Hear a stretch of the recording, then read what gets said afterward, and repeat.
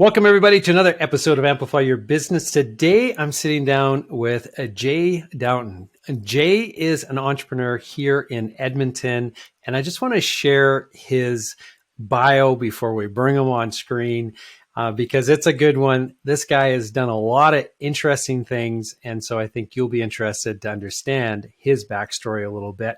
So Jay is a passionate Edmontonian. He's a committed or is committed to play a role in helping make Edmonton a global 10. In 2007, he co-founded OilersNation.com and the Nation Network. And so for all of you sports fans out there, you have come across, I'm sure, an article or many that have been basically pushed out through Oilers Nation or the Nation Network. In 2010, Jay was appointed president of Oodle Noodle, applying the skills he learned from specializing in franchise financing at ATB, for which he was awarded the President's Award in 2010 for highest corporate sales in his position. Since taking the helm, his guidance has led Oodle Noodle to become a 14-store local chain. Jay's passion for Edmonton and its River Valley led him also to be one of the co-owners of Little Brick Cafe. This became the catalyst to fuel Jay and his team to help build more River Valley amenities, which led to the creation of River Valley Company, which aims to play a part in building more community amenities and support and development of outdoor tourism in Edmonton's River Valley. Jay counts Dogpatch YEG, Bread and Butter Bakery, and now the Duchess Bakeshop, all part of his portfolio of businesses. So welcome to the show, Jay. I'm excited to have you. Yeah, thanks for having me. And I guess I got to update. It's Oodle Noodles now at 17 locations. We're very proud to say so. 17, amazing. Is it all just in Edmonton, or have you expanded outside of Edmonton yet? So we're 15 Edmonton area, and we're just starting our Southern Alberta expansion. So we've got a store in Airdrie, and following the same models we did in Edmonton and Calgary, with White Ave being our first store open here. We just opened up on 17th Ave in Calgary. Very, very cool. And so is it all franchise, or do you have some corporate stores, or how does that work? So it's now strictly a franchise model, except for so Sonny, the founder, his last name is Pham. So we have two family stores in the network that when we came and joined Sonny and his factory that were his and his brother-in-law's stores. So those are still in the ecosystem. They contribute to the whole franchise system, but they're just not franchisees. Gotcha. Yeah. And I'd imagine that he and possibly those stores are used for a lot of product development and research and so on too. Is that kind of the model that you guys use with those corporate stores? Sonny's test kitchen. Yeah, we actually run a test kitchen out of his factory. Yeah. Very cool. Yeah. Awesome. And so how long have you been involved with Oodle Noodle then? So yes, I joined as and founded the franchise company in 2010. Okay. But the work started in 2009 when Sonny presented us the opportunity to partner up and franchise and come up with the franchise concept for Oodle Noodle. So yeah, but officially, formally was in 2010. Okay. And there was 2 locations at that time then, was there? And then now you have been involved since then. Yep. Yeah. Yeah. Very cool. Well, before we get into, all of the different businesses that you've been involved in, I always really like to ask this one question right off the start with all my entrepreneurs. And that is, if you could, dig into your back experience of being an entrepreneur, all these years with all the different types of ventures that you've been working on, what are 3 things that you think that every entrepreneur needs to know that might help them be more successful or be more prepared for this entrepreneurial journey? Yeah. I think I was going to put it to 3 things. I think patience, be patient, is very important. It's a long journey. There's no such thing as quick wins. So patience is something very important. You need to subscribe to, and hang on to. At some point, so when you're on your journey, when things are maybe on fire. The other one is in kind of the segue off of fires is just failing fast and knowing that failing's okay.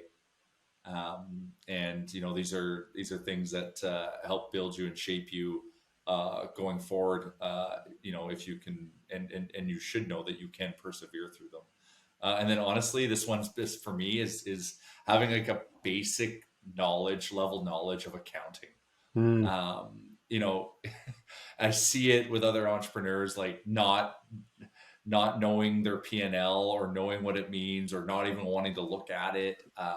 There's a lot of good information there for you to help kind of guide and manage. So by no means saying like go and become a CPA, but for me, it's something I always kind of point to. It's just, I went to Nate, and I reference those 2 years of accounting classes, or sorry, I guess the 1 year where I took 2 accounting classes. The basic knowledge I was able to get from that I apply still to this day was kind of powerful. So Yeah. just getting a little understanding. We have to wear many hats. So Yeah.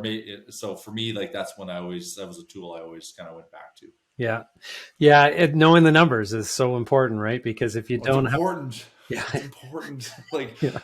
a lot of entrepreneurs are cowboys, right? And like I'm a cowboy, but like, and I used to kind of be it too. I used to be scared to look at the P&L because it's like, oh my god, I know it's probably disgusting, and I just got to keep forging ahead. But like, where is it disgusting, and what do I need to fix, or like, what do I need to understand that's a potential fire or a grenade that's about to go off if I ignore this any longer. But that's kind of the renegade spirit of being an entrepreneur, but just not being afraid to look at it and kind of having an understanding of what it is you're looking at helps. Yeah, I know I can relate completely because there's been stages of my business in which I do not want to see it. Right. Yeah, for sure. So now let's go right back to the beginning of your entrepreneurial journey. So that was not actually listed in the, the description there, the bio that I read out. But the first venture that you had was a restaurant, and that restaurant, when you were, kind of ties into what you said earlier around failing fast. So that was also a failure, your first entrepreneurial failure, right? And so talk to me a little bit about that business and what you were trying to achieve and why it didn't work. Yeah, so actually my real first business, like in terms of just like hustle as a kid to try to fund lifestyle in school was we put on and ran a pub crawl company before, they were really a thing. And got a lot of joy of providing an entertaining experience. And, use those, funds from that to pay for school and also just fund my lifestyle being a 19, 20-year-old. So having a lot of fun and wanting to provide like an entertainment and kind of hospitality environment was kind of the motivation of going into this venture. And so we launched like a restaurant pub, but it was with a live music focus, and that within that live music, it was a blues music focus, for the sole reason of just like we didn't want the drama of owning like a nightclub or anything like that. As kind of nightclubs were and bars were back in those days. We want to just create an experience and attract just really quality clientele from just a safety perspective and less drama, and just hopefully provide a good experience there. But the issue was I've never run a restaurant, and I don't like blues music, so that was quickly a recipe to fail. But fought hard to try to keep it going, pivoted, tried to pivot last minute once we realized like what are we doing, and also recognizing that when it was things I didn't really care about, not having the fire to go that like extra fight for that extra inch or go that extra yard to try to push something to a goal line or to get something off the ground, because I myself wasn't, I guess overly excited, because I wasn't thinking of me being the end user in mind. Because if I am, then I'm a little bit more motivated because this is something I want. So if I want it, I'm going to do whatever it takes to get it. So, Yeah. it was, when we did the debrief of it, because, it was a 18-month project or 19-month project, and we shut the doors and, had our tails between our legs and lost some money. I thought that was it for me. I'm like, okay, that was my shot at business. I don't know what I'm doing. Clearly I don't have the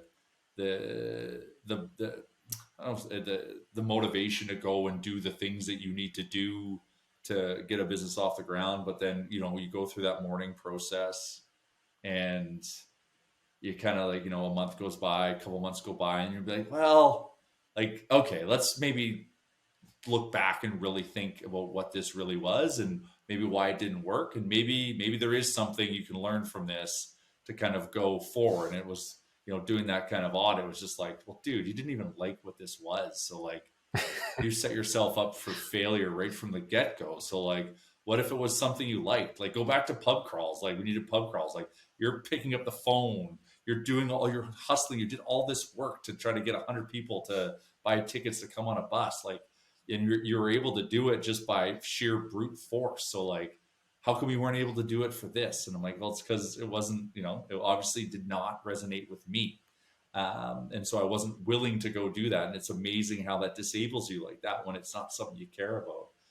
So, you know, kind of once, you know, that kind of epiphany happened, and it's like, okay, well then the next thing I do can only be something I really care about, or something that means a lot to me.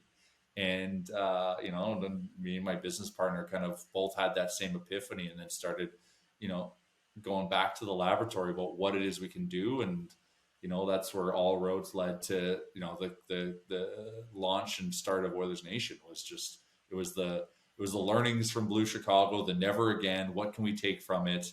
And now let's go do something fun to us, because we think if it is, we will do everything it takes to get it off the ground and have it, you know, have a chance of success. Yeah, yeah. And before we get into the Oilers Nation, um, I'm I think it's really important for us to talk a little bit about that failure, and how do you persevere through that. So like you said, you were basically ready to kind of hang up your entrepreneurial spurs, so to speak, being you know, the cowboy that you were, I guess, at the time. But and yet you didn't after some time. So why did you want to continue being an entrepreneur? What in you possessed you to have that? Because you also had, you know, a great thing going on with the bank as well, right? Yeah, well, and also the bank, like I was in business banking, so you got to see, you know, and interact with all these people that started businesses, and learn, and you see a lot of yourself in them, as well. And it's like, it just was always, it was just always within me. I just knew that at some point, like, after I got through the, you know, the gravity of the grieving process of my failure, and realizing that this, whoa, Jay, this is actually, you know, a real life MBA you just got. And now let's actually turn this negative into positive, and have it fuel you and be your kind of guiding light on your go forward on, you know, okay, you know, these mistakes not to make, so let's go find new ones to make, and then be able to quickly learn from those. It's you know, it's just it's amazing how, you know, you kind of just give yourself some time, and then, you know, you yourself come back to light, and then you just kind of use that to now be a motivating factor for you to go back out. So I just always knew, like, once I got through that grieving process, I was gonna jump back into this space. I was always attracted to it.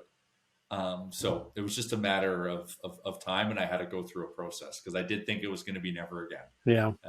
I remember, I explicitly remember, like, driving, you know, down 87th Ave towards the 142nd Street traffic circle, and literally saying that to myself in my head, being like, well, Jay, that was your chance. And like, I remember that drive like that. I think it's vivid, and I rifle back to that sometimes, but like, it stayed with me. Well, it stayed with me forever, but like, it really stayed with me. Yeah. Yeah. So was your family entrepreneurs? Like, where did this desire come from, do you think, to be an entrepreneur? Yeah, my dad was, he dabbled a bit and took some big risks, and he had some wins early on, and some losses along the way. So I saw kind of the, you know, the work ethic that it takes to kind of push something and get something off the ground, and also the will, the ability to kind of put yourself out there to make stuff happen, and just all the activities around that, whether it be raising money, or, you know, business development, or just like fighting for permits, in real estate and stuff, and with some of the stuff that he did. So, there was a little bit of that in the DNA for sure. And, I saw both wins and losses growing up, which was also kind of like, okay, well, let's learn from that, and let's kind of hear what happened and kind of come to my own, ideas as to what that means to me and how to apply that knowledge, both good and bad. Yeah. So now a lot of our listeners are international, and so they wouldn't have any experience with Oiler Nation or the Nation Network. Can you give us a little bit of an overview as to what you've created there? Yeah, so we're a digital sports media company, content company, and lifestyle brand. So we started as one site, being based in Edmonton and being Edmonton fans. We created a blog at the time. Still blogs are around, but just at the time, that's what they're predominantly called. Just being a fan focused hockey content brand for the team that we love in our city. Thinking there was room on the shelf. There was a time when it was just mainstream media kind of telling you what to think, and so we wanted to bring something that had a fan voice and fan focus to it. And then fast forward to today, we've been able to knit together a 10 site network of website properties. Off of that, we've now built out a robust channel of shows. We now have 16 shows in our ecosystem, podcast and video shows, because now in the world we live in, a podcast is a video property and a video property is a podcast. Yeah. And now building it out as we're rolling up, continue to roll up hockey content within the NHL from a league-wide standpoint, with other sites. And one in particular, we have our roll-up brand called Daily Face-Off, which is the brand that we're going to leverage to roll up NHL-wide content. And then we still have our team sites in Canada that we're continuing to build and go deeper in, because we are Canadians. We understand the currency and language of hockey, and the ability to kind of build fun communities around being a fan of your team. So, high level digital, sports media company, and it kind of gets kind of down to the grassroots with some of our brands, and also, the reach that we have with, brands like Daily Face Off and whatnot. So. Yeah. And so for a Canadian boy myself, this is kind of like a dream situation where you basically get to create this company in which all you do is talk about, hockey and and the team and what's happening on and off the ice there, and the trades that are going to be coming up, and are we going to make the playoffs or not?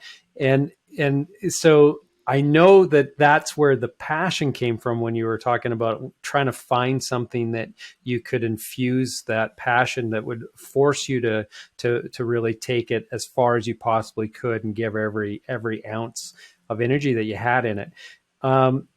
How thought out was that in the early days of it? Because this was back in 2007, I think it was, right, when you started. Yeah. And so this really predates our modern kind of user-generated content, fan-based content. Like this is really, you guys were pioneers in this. And so how did you come up with the idea? And was this the vision that you always had, or did it just kind of meander into what it is right now? It kind of, yeah, like it meandered into it. And then once we kind of like, whoa, we got something here, then we realized, okay, well, we need to like think of this from a different level and about where it could really go. Like the V1 business plan of Weathers Nation was to create this,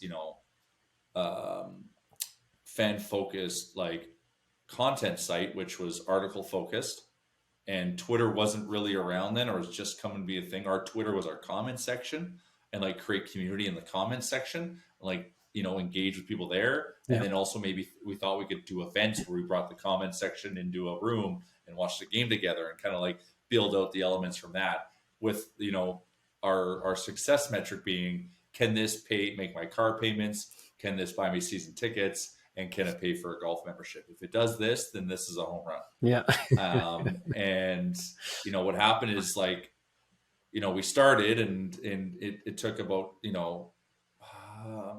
probably 6 months to start getting some traction from things we're doing, but also we're able to attract awesome talent to come and join us as well that help move the needle. And then all of a sudden we've had this really busy site and we're like, well, shit, this is working good here. Can we deploy this model in other markets? So then we started kind of, then we went to Calgary and launched.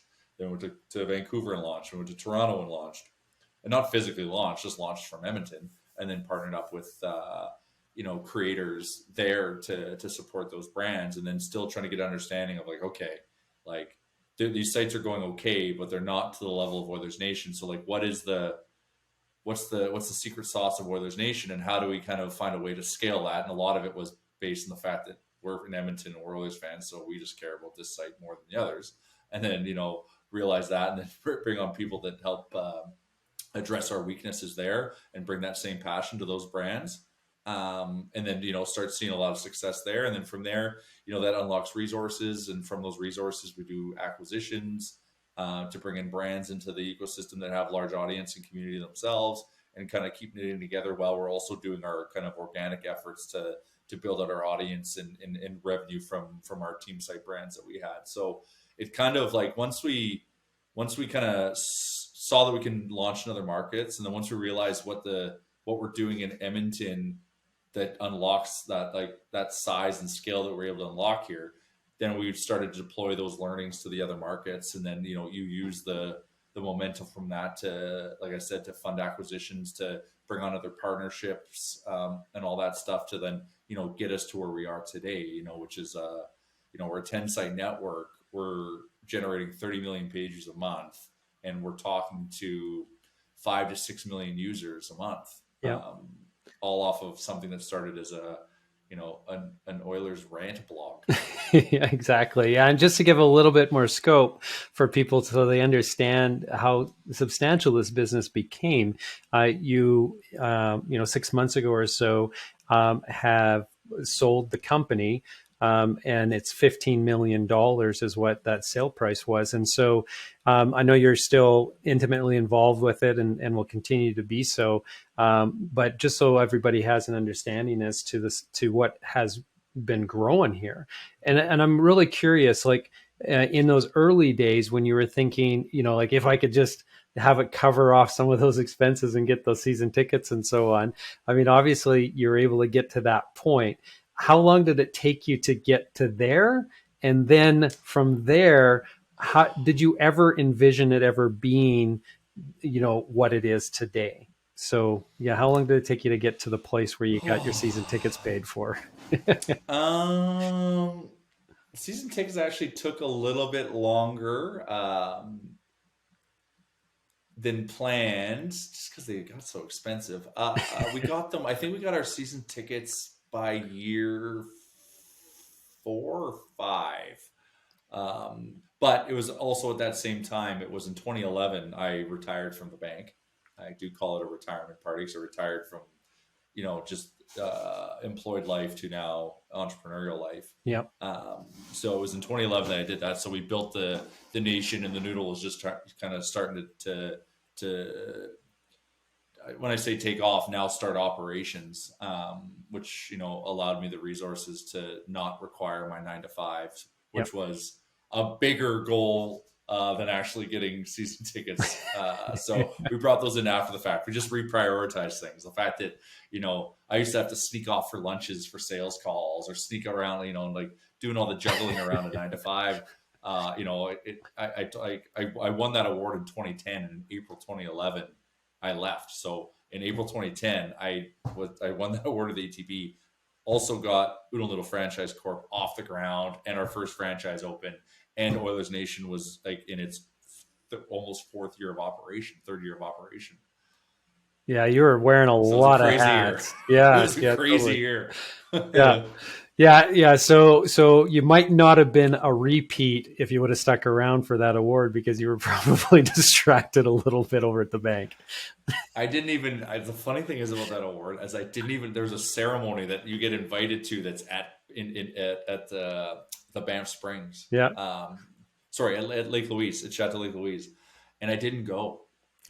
Like all expenses paid, and I didn't go because I was so busy with all the other things. And they give you this like They also not email you because it's a physical thing. They mail you this frame that's like President's Award winner, and it's supposed to be you and your photo of the CEO that you got from the event, that you put it in there. Yeah. So then I drew a stick man of myself and a stick man of Dave Mowat handing me my award for that, and put that on my desk for 4 months before I left.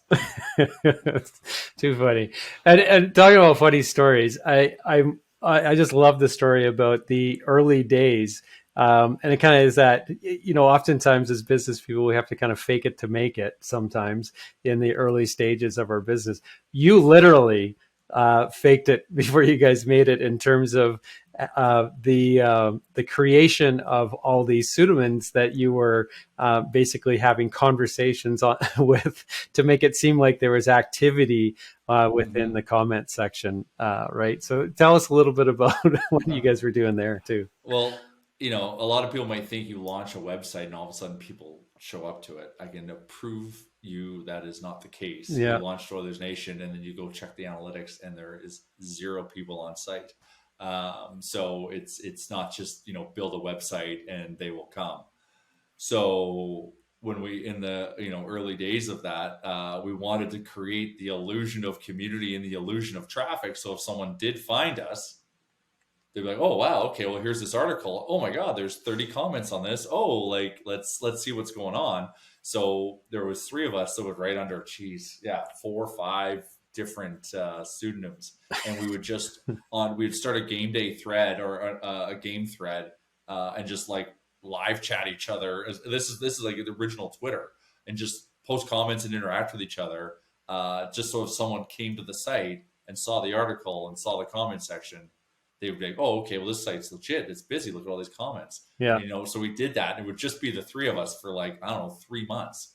And then all of a sudden, this name we didn't know would show up. And then another one and another one and another one. So we kept it going until, we hit this kind of critical mass, and just stepping back and just being the 3 individuals, we're generating hundreds and hundreds of comments, and then people are asking where this person is and where that person is, where have they gone? And it's just that we've had to put the digital bullet in them because, they weren't needed anymore. Yeah. Well, yeah, you basically had to have some sort of spreadsheet or something, I'd imagine, so that you could keep all the personas straight of who they were and whether they were, a fan of what player and who they were going to be riding and so on, right? Yeah. Who's the heel? Maybe, who's the heel? Who's the, the stats guy? Who's the, Yeah. It was funny. And oddly enough, and this is kind of a interesting Oilers Nation kind of success story, is like one of those first people to enter that conversation. In terms of just like a real person, he's actually our head of content for the nation. No way. Yeah, that is a great story. He was our first hire, and we hired him to run our Twitter because he was such a funny commenter. And then from there, once resources allowed themselves, we hired him full time, and now he's in charge of all of content for the Nation Network. Yeah. Wow. That's really cool. So I am curious also about success, right? So you were talking about early on there, in the early days, the success was measured on, could you get the season tickets and the golf pass and so on. Now that you have a $15 million buyout in your rearview mirror, you have, all these other businesses that you are involved with, and obviously seeing some tremendous success over there with Oodle Noodle and the expansion that's happening there. What does success look like, or how do you measure that now when you've had so much success already? What is the milestones that you're trying that keep you motivated? Like, why are you not, I know you're passionate about Edmonton, so I'm not going to say, on some island someplace else enjoying the sunshine, but why aren't you on the back rink playing shinny all day long? What's going on? What motivates you now? Well, I still do play hockey 3 days a week. On it, it's the game, it's the hustle, it's the grind. That's ultimately what motivates me.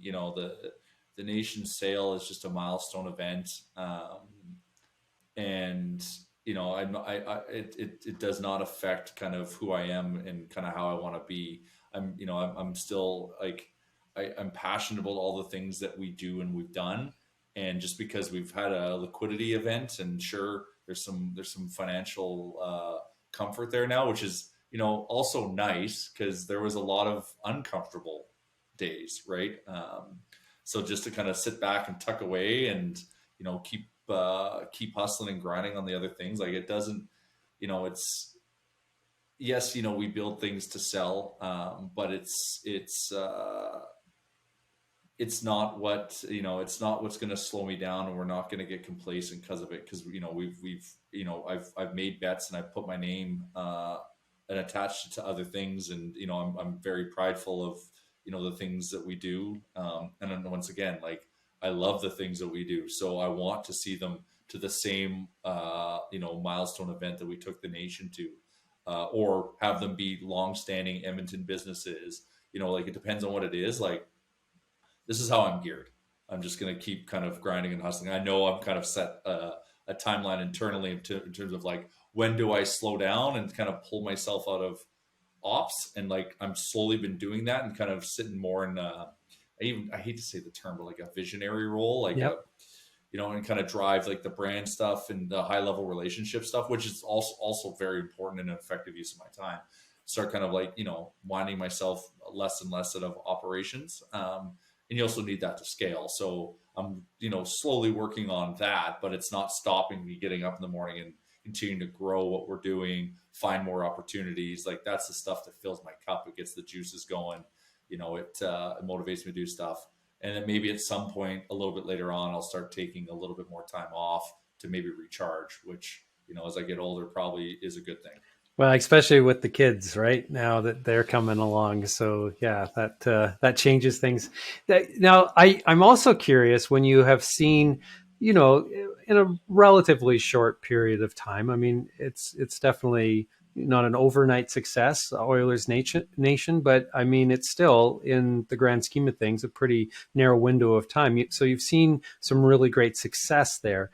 Does that make it even, like, more difficult to face into the possibility of failure? Like, is there a greater fear of failure in the other things because you're Jay, who, sold Oilers Nation for $15 million. And so what happens if the next thing Jay does is a failure? Is there more fear wrapped around that, or talk to me how you feel about that? Yeah, like, that's a very interesting comment and statement. Like, yeah, like, it does kind of, add a little layer of pressure of just, like, okay, well, you've done this, you've now kind of established yourself. So, don't you shouldn't ever, you shouldn't fail now. Like, you've escaped the gravity, you've gone through all the fight. Like, you feel that extra pressure for that, because you've now kind of established that one success. But the reality is there's going to be other like, we still fail within the nation all the time. Like, we're throwing things on the wall or trying to get things off the ground that we have to, that don't hit, that we have to torpedo and take a hit and understand why, so we don't do it again. Like, there's failures happening in our world, within our different businesses all the time. So the thing that I do have is, like, optically, like, a business ultimately failing is fearful for me. But that was fearful because I had to go through that process with Blue Chicago. Yeah. I had something, I opened, I launched, I thought I put my blood, sweat, and tears in, and then had to shut and go through the emotional process. So I'm also wired to be like, never again will I do that. And so I channel that, like, grief period to help make sure on the go forward I persevere and fight through any of those failures that may have massive implications. Fight through those to keep things alive, so we can go achieve that level of success we ultimately believe we can. So, my big thing is just not getting complacent from the fact I've had success, because complacency is what ultimately will lead to failure. But like I said, I've got, unfortunately, it's that trauma I point back to, where it's like, Jay, how you felt when that happened, and you never again, right? So, and never again meant I'm never going to do business again because I don't want to expose myself to this. Well, now I've gone back into business, and it's like, okay, well, just never do that. And, understand that if you are failing, that you can, ask for help. There's help out there. You can do all these things. So, I still live with that mantra. So yeah, I ultimately always have the pressure on myself to not want to fail again, like at a scale failure. I'm failing all the time still. Yeah. Like, and that's fine. And so I'm comfortable with failing. And that's ultimately one of the things I've learned in this is like, you make a mistake and you take a little bit of a hit. That's okay, as long as you're willing to acknowledge it soon and make, quick decisions, to mitigate any real damage, and then learn and go forward. Yeah. Yeah. Yeah. Well said. And I think that's something that, people can learn from what you just said there in terms of the failure and the pain that you had there and how that has just stuck with you. And this is the one thing that I've talked to other entrepreneurs about who have also had some failures in their past as well. And we just sometimes can't appreciate how much value there is in the actual failure. Because if it wasn't for that, Oilers Nation might be a very different, company today, or right. Like it's really interesting what the impact of that has or has had on the trajectory that you found yourself in. Like imagine if Blue Chicago did okay. Yeah. Yeah. Right. And it was just doing okay. And I'm just continuing to kind of fight and slog along, and I can pay myself enough to like live. Yeah. Like, how long of that cycle would I allow myself to live in before, and how many years would that have been, and what missed opportunities? Like, I often look back at that and be like, holy shit, like I am happy this went as poorly as quickly as it could. Yeah. Because I look at what I'm doing today, and I'm like, it could have curbed and stopped and prevented all of that. And I'm like, and I just like, that invokes a whole other set of emotions, right? So a scary thought. That's why it's important to kind of fail fast too, right? Yeah. So because once again, it was that, and then like that 6-month process of like the going through the grieving process of it to then get me back out and willing to date again. Yeah, totally. So now, if you could write your younger entrepreneurial self a letter and send it back in time, what would you tell young Jay from 2007, I guess? I say the word patience a lot, and I'd be like, man, be patient. Yeah. Just continue to be patient and just trust, trust now that you've learned that you need to do, that you're doing something that you love, that, it's going to give you the fire, and the energy to do what is needed to ultimately, build something great. And because, you're going to have, you're going to hit a lot of obstacles, and it's the fact that, you're doing something you love, that you might be going through something that's really hard and might feel like the world is and everything's caving in on you fast. But the fact that, it's something that you care about, you're going to ultimately find the solution to navigate those situations, to get you to the next step that helps, kind of keep marching you down the path to this vision that you ultimately had. You will get there. Yeah. And so, just know that you have it from within, because right now, because at that point in 2007, I don't think I have anything. Yeah. I think I don't know anything. I just know that I'm willing to try.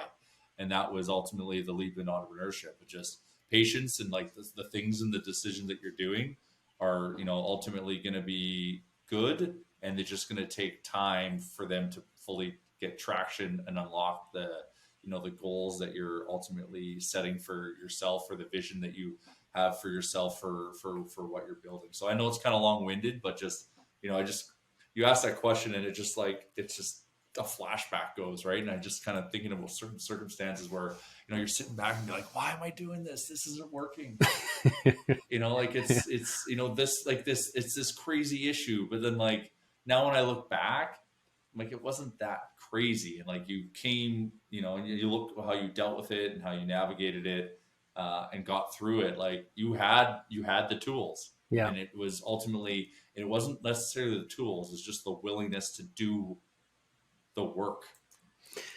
get you through it. Yeah. Yeah. And and it's really interesting, I think, too, like when we think about reflecting back on time, the problems of the present seem sometimes insurmountable or like just so big anyway. But when they're in the rear view mirror, they're just little speed bumps, oftentimes, right? And so it's having that ability, the experience to recognize that for what it is, and try to separate that emotion because it can kill you, right? Or in your case, that actually turned into a much bigger motivator for you, which resulted in the success, I suppose. So it's really cool. Well, Jay, I just want to thank you for taking the time today to share your story with our audience. I know everybody who's listening really would have enjoyed this episode, and gotten a lot out of it. So thank you for doing that sharing. And if somebody wanted to connect with you or learn more about you and Oilers Nation and some of the other businesses, what's the best way for them to connect, or follow you, I guess?